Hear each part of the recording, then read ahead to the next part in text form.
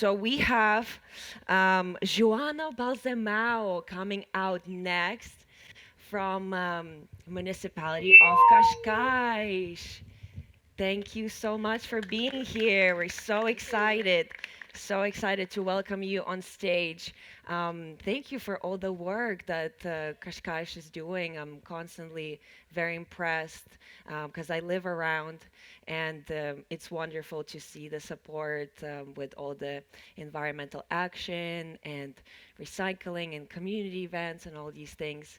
So thank you. You can also have complaints Of after course. I'm off the Of stage. I'll course, just of sit course. over there and Complaints. whatever We you can want do to it. We complain can do about, better. We can be better. like Always. Thank always. you. So good morning. I'm supposed to do like the institutional welcoming, blah blah blah, but I will fail at that, which is good. So I'm supposed to do the protocol greetings, which is greeting like the representative from the embassy and representatives from elsewhere. But really, I just want to greet Extreme Hangout International, Extreme Hangout local. I think scientists are wrong because actually, after solar and wind, I would say the third most powerful renewable source of energy is Vanessa, right?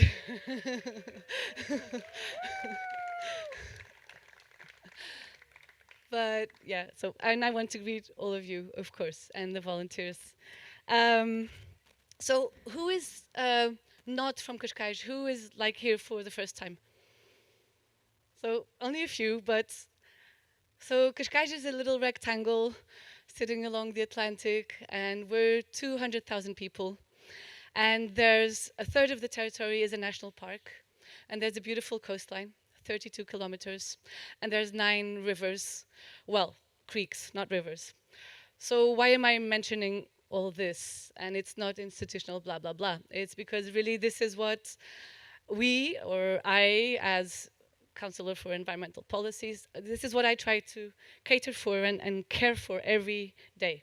And everything is connected because if you don't have a healthy river, you won't have a healthy coastline, right? If you don't have clean air, you won't have healthy citizens. But if citizens are not engaged and enabled, they will not do any benefit to the environment either. So everything is connected.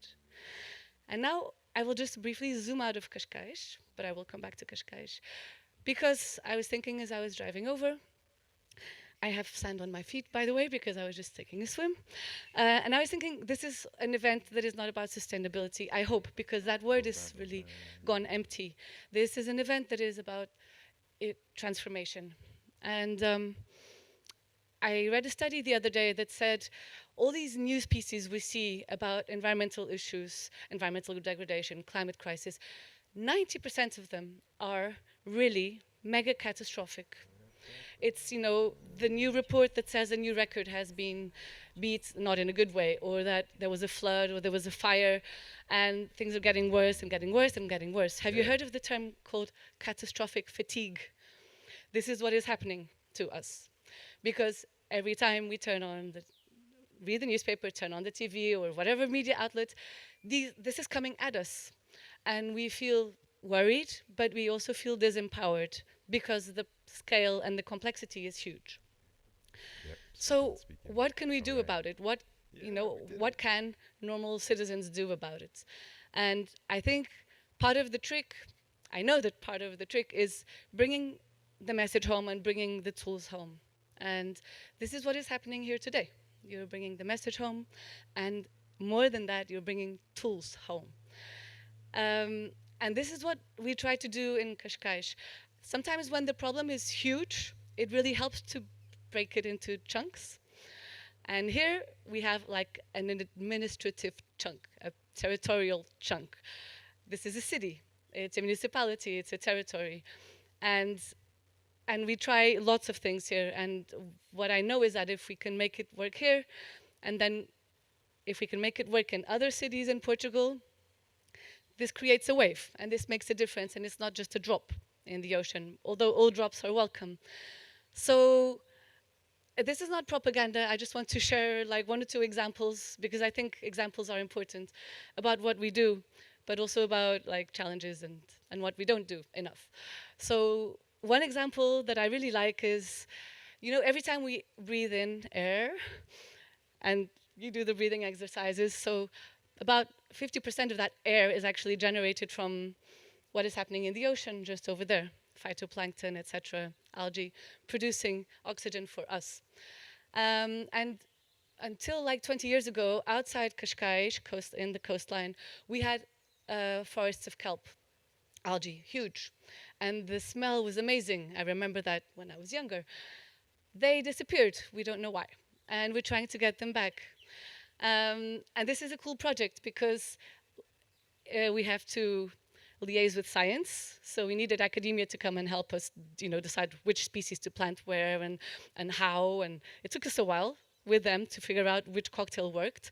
And then also we have to respect nature. And as a local decision maker, sometimes I just really want to press the fast forward button and see things happening. But of course, nature has its cycles, and algae take their time to grow.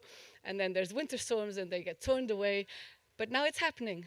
And now, this doesn't sound like a lot, I know, but there's 240 square meters of kelp forests. And this is just the beginning. We're starting to restore them, just here outside Cascais. And this is regeneration. This is really happening.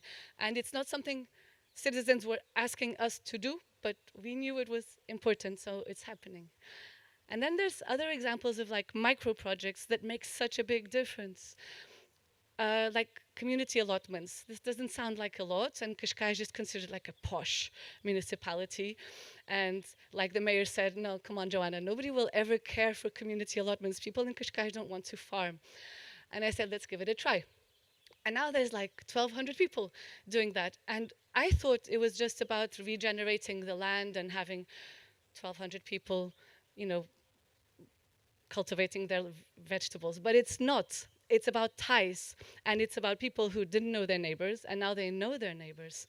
And it's like this couple who used to go and plot with very loud music, and the elderly guy next to on the adjacent plots, really complaining to them about their loud music. And now they're not in tension anymore, and actually the young couple takes him soup every day, and he goes and fetches their kids at school every day. So these are just some examples, and I don't want to mention the macro stuff, like free public buses and stuff like that, because that's also very cool, and it's also about enabling. I just want to demonstrate that, be it micro or macro, we strive to like enable and bring the message home and bring the tools home so the change can happen. There's loads of challenges, but maybe we won't discuss that right now. What I wanted to say also was that what you're doing here is bringing the message home. And I was thinking about the word extreme hangout, and I don't know what the founders had in mind when they decided this would be the term.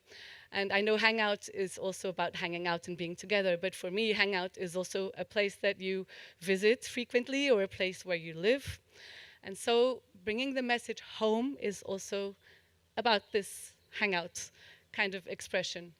And so if you have an extreme situation, which has mean taking, really bringing out the best and taking it as far as you can, and then bringing it home to the hangout, this is what you're doing here today, and I really thank you for it. Does anyone here like Leonard Cohen?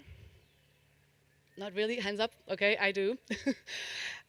So he's got a very nice song called The Anthem, and there's a part of the lyric, there's a crack in everything, and that's how the light gets in. And yes, the world is cracking in many fronts, but that's how the light gets in, right?